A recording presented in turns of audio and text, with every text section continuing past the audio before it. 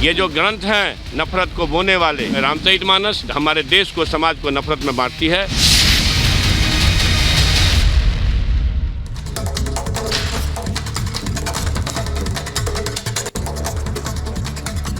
और इसी बीच आपको बता दें कि अपमान पर जमकर सियासत हो रही है। अपने बयान पर लगातार कायम है चंद्रशेखर, जो कि शिक्षा मंत्री हैं, और ऐसे में उनके इस बयान की चौतरफा निंदा भी हो रही है। बीजेपी की तरफ से कहा जा रहा है कि उनको शिक्षा मंत्री को शर्म आनी चाहिए कि ऐसे शिक्षा मंत्री हैं तो किस तरह का ये संदेश जाएगा। लेकिन अपने बयान पर अभी भी कायम है चंद्रशेखर यादव, जिन्होंने आपको बता दें कि रामचरितमानस पर कहा था कि वो नफरत फैलाने वाला ग्रंथ है, लेकिन अभी भी अपने शब्दों को वापस नहीं ले रहे हैं। मैंने एक अंश पर सवाल उठाए, चंद्रशेखर ने ये कहा है और अभी भी अपने उस बयान पर कायम रहने की बात कह रहे हैं। हमारे साथ मौजूद हैं बिहार के शिक्षा मंत्री चंद्रशेखर जी, जो कि अपने विवादास्पद बयान के लिए चर्चा में हैं। रामचरितमानस को जलाने की बात कही है इन्होंने। चंद्रशेखर जी, आपने रामचरितमानस को एक नफरत, आप अपनी बात को फिर से विवादास्पद आप कह रहे हैं, मैं कहाँ कह रहा हूँ? नफरत का ग्रंथ आपने मैंने नफरत का ग्रंथ नहीं कहा, नफरत का अंश कहा है। उस ग्रंथ में नफरत के अंश हैं। उत्तरकांड में लिखा हुआ है, अधम जात में विद्या पाए, भयहु जथा ही दूध पिलाए। आप बताओ इसका क्या अर्थ है? कभी पढ़े हैं? मैं तो नहीं पढ़ा, आप पढ़े हैं। वही लोग बहस में लगे हुए हैं, जो पढ़ेंगे सब। हम विवाद नहीं कर रहे हैं, साधु संत लोग बोल रहे हैं कि अपमानजनक है। मैंने तो नहीं पढ़ा है रामचरित, मैं ऑनेस्टली आपको बता रहा हूँ। आप पढ़े, मुझे याद है कल आप भाषण में दोहा में काफी बता रहे थे। लेकिन रामचरितमानस एक सेक्रेड ग्रंथ है, जैसा कि हिंदू धर्म के लोग मानते हैं, और संत लोग आपका विरोध कर रहे हैं इस बात को लेकर। भाजपा वाले भी विरोध कर रहे हैं। संत लोग विरोध नहीं कर रहे हैं। संतों की पृष्ठभूमि देखिए किस बात की वो लोग विरोध कर रहे होंगे। कौन लोग हैं वो? क्या वो संत रैदास हैं? क्या वो संत पासवान हैं? क्या वो संत गुप्ता हैं? आप देखिए, क्या वो संत चौधरी हैं? क्या वो संत जायसवाल हैं? क्या वो संत शर्मा हैं? मतलब शर्मा, जो मेरा ये कहना है कि जो भी मैंने बात कही है, संपूर्ण ग्रंथ पर टिप्पणी नहीं है, ग्रंथ के उस अंश पर टिप्पणी है जो संपूर्ण 85-90% लोगों को शिक्षा से वंचित करता है। आज मोहन भागवत जी नागपुर से फतवा देते हैं कि शिक्षा से अहंकार बढ़ता है। क्या आपने देखा? आपने पढ़ा? ये बहस का मुद्दा बना। रामचरितमानस को आप किस रूप में लेते हैं? आप ये बताइए। रामचरितमानस के उत्तरकांड के उस अंश को का विरोध करता हूँ जिसमें लिखा हुआ है, धम जात में विद्या पाए, भयहु जथा ही दूध पिलाए।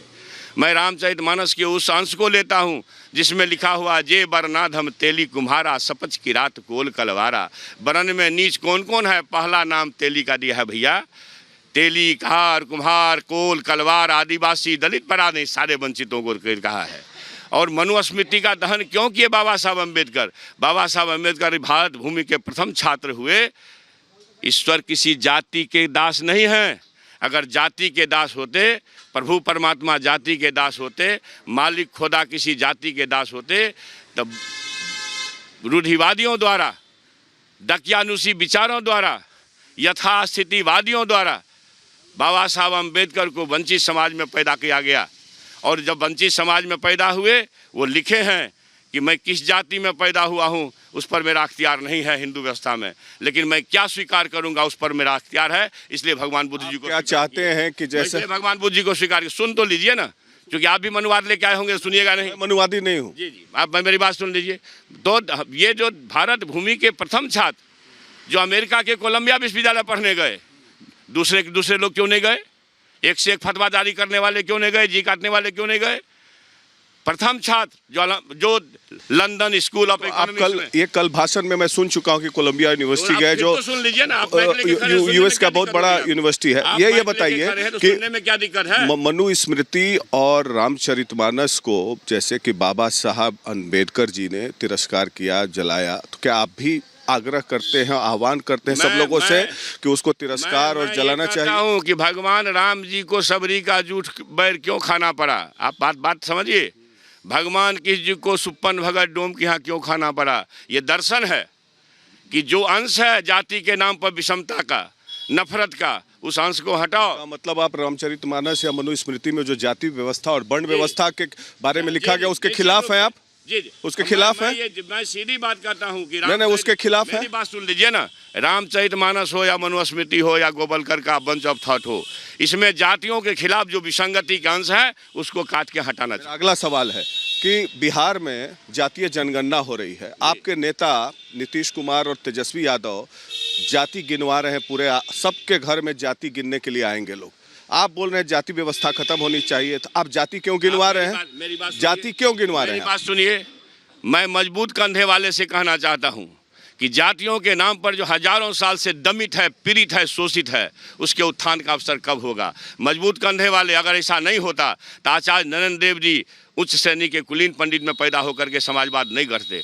आचार्य जेबी कृपलानी साहब उसके अनुयायी नहीं होते। आचार्य डॉक्टर लोहिया जी वो भी ऊंचे कुल में पैदा हुए। गरीबों की बात क्यों किए, वंचितों की बात? जाति गणना ठीक है, जातीय आपको सुनने का धीरज नहीं है? आप तो पूरी बात सुन लीजिए ना।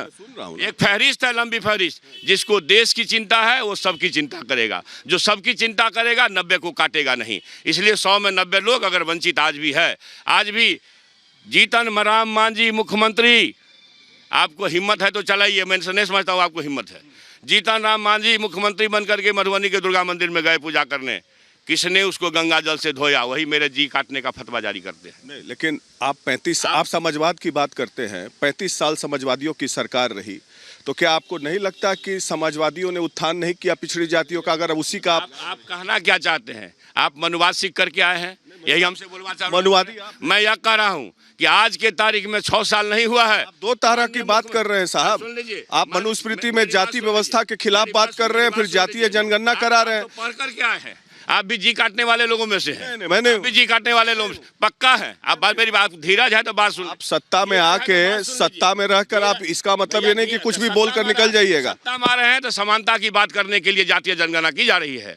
जो हजारों साल से काट के रखे गए हैं उनको सम्मान कब मिलेगा? और मजबूत कंधे वाले आप आगे आओ।